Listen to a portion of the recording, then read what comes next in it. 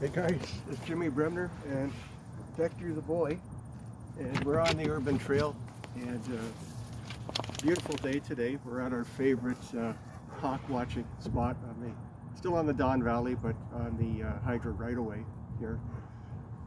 So I'm going to do my Jeep loadout now, and I'm going to go through it quickly. I'm not going to unpack everything that's in the Jeep, but it's prepped for winter.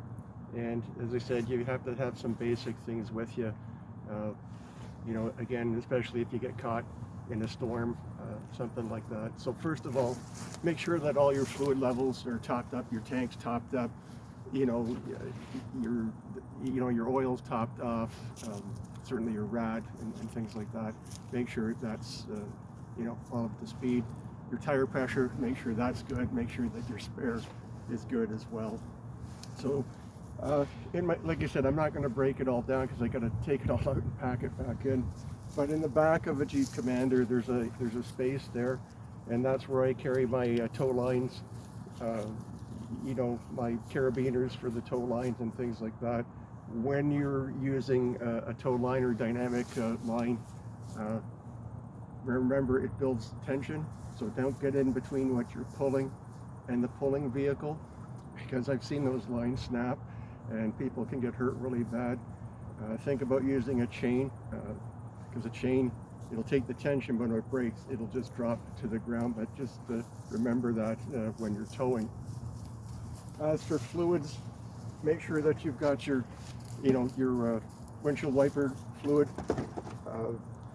Again, if you're in a place like Canada where it's often below zero, there are fluids that perform a little bit better below zero than above, so think about that. Water. Yeah, I know it's a gas can, color code blue. It has water in it. It never has anything else in it but water. And this is a 10 liter, but I only fill it about 2/3. And the reason that you have to remember that is because when water freezes, it expands. And if you have your water bottles, or if you have a soda, in your vehicle, and it expands, it's going to make a mess, at the end of the day. So only your fluid should your water and things like that should only be about 2/3 filled. Why so much water? Well, obviously, I have Dexter with me all the time. He consumes a lot of water. And if you're stuck for a while, you're going to go through water. So make sure that you've got water. Obviously, I've got, gasoline with me. And that's 10 liters as well. Just because they're the same size and they fit nicely, pack out nicely in the Jeep, and that's why I carry that. So oil. I always have a quart of oil with me. It's not synthetic. And, we can go back and forth on that. But here's the problem: if I use synthetic and I'm in a northern community or something like that, I may not be able to find a quart of it to top up on. So I don't want to mix them. So the easier, more readily available product to find is, your regular 10W30 or 520, something like that. And that's typically what I carry. I'll go to, so one of the first things when I reach in is I always have a headlamp, because typically when these things happen, it's dark, and then as we go to daylight savings time, it's dark all the time, pretty much. So I always have a headlamp, and now a lot of the trend with a lot of flashlights, like even higher end flashlights and things like that, is to plug them into a USB. Well, again, that's the same issue. If you don't have a way to charge the USB charger, then your flashlight's no good to you, your phone's no good to you, and so there's really, I prefer batteries. I try to keep them all AAA or AA, so it's just easier, so you're not going back and forth. But there's still some technological things we have to overcome when it comes to recharging devices and things like that. In terms of tools, I have one assault pack filled with just some basic tools: vice grips, some good cutters, a small hammer, that type of thing. Obviously, I've got my entrenching tool for digging out. I've got an axe underneath, again, packed away here. So I've got that covered off. If I was farther north, I'd have a small chainsaw. I do have a small scouting bag, okay, little day pack with a canteen, so usually this is myself and Dexter out for a walk, but again, if I've got to patrol out a little bit, I've got that with me. Second assault pack is about a 72-hour bag. I've got a jet boil stove in there, I've got my eat more bars, I've got some ramen noodles, I've got a sleeping bag, I've got a tarp, poncho, and I can build a shelter. So I'm pretty well good to go there. Got a dry bag with it. In behind I have a small bivvy there that's you know, it's Gore-Tex, and so I can get in that and protect myself should I need to. But again, you want to stay with the vehicle. There's really no need to go away from the vehicle.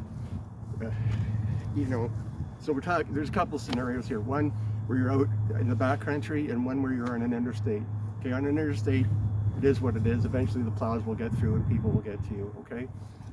When you're out in the backcountry, you want to stay with the vehicle as long as possible because it's a bigger target and they can see it from the air, and it has all the resources with it. I've got a duffel bag that's full of other layers of clothing, so I can pack on more clothing if I've got somebody riding with me, and again, they're not really dressed for the elements. They can share those clothes with me, and we can huddle and keep warm. So it's important that you have all of these things with you. I don't have a winch, but I do have something called a come-along, which is like a hand-driven winch. And remember this, get stuck in two-wheel drive and get out in four-wheel drive. There's really no point in using your four-wheel drive unless the terrain calls for it. So use your two-wheel drive till you've exhausted it, then use your four-wheel to get out. And as I said, I have a come-along, and that works. It's a little slow. It's not as quick as a winch might be, but it still, you know, does that job. The other thing you have to remember with four-wheel drive vehicles is you still have to stop, all right?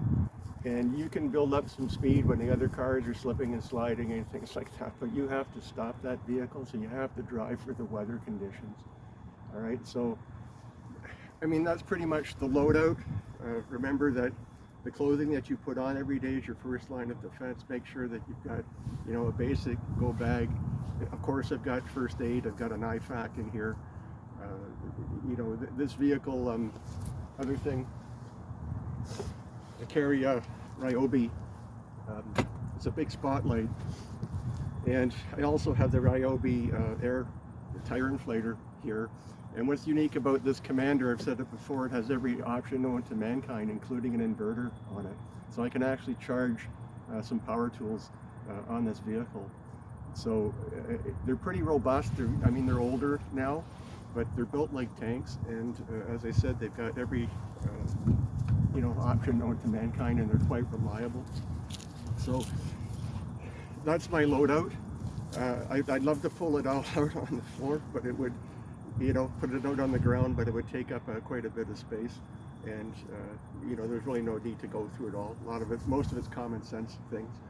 So make sure that when you're going out, especially when the weather's not looking good, main thing, have your fluids topped up, drive to the road conditions, have a base layer of clothing, a couple blankets in the back, and have your cell phone charged up, let people know where you're going and when you intend to be back. And that's it. That's Dexter. Just saw something. Well, there he is. Jimmy Bremner and Dexter on the urban trail. Winter Jeep loadout. I'm out.